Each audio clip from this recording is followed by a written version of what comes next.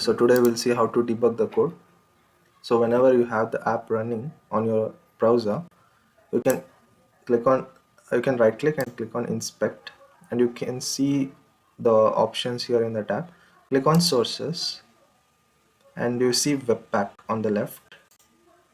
Expand it to see src, and under src you can see you have app folder and main ts style.css. So the flow, whenever you debug, the first thing it goes to is main.ts. From main.ts, it checks app module.ts and then the component.ts, app component.ts.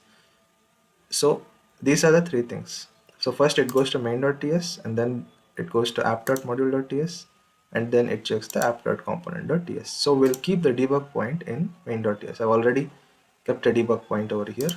You can enable or disable it if you want to debug this line.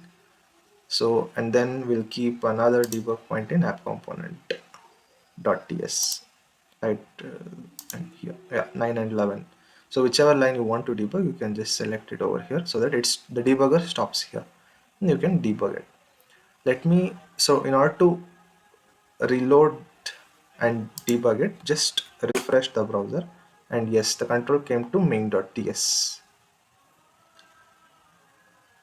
And then you can see F10. Yeah, now it came to app.component.ts. Now you can debug line by line using F10. Yeah, it's done. You can see your app is loaded. So this is how you debug it. Thank you.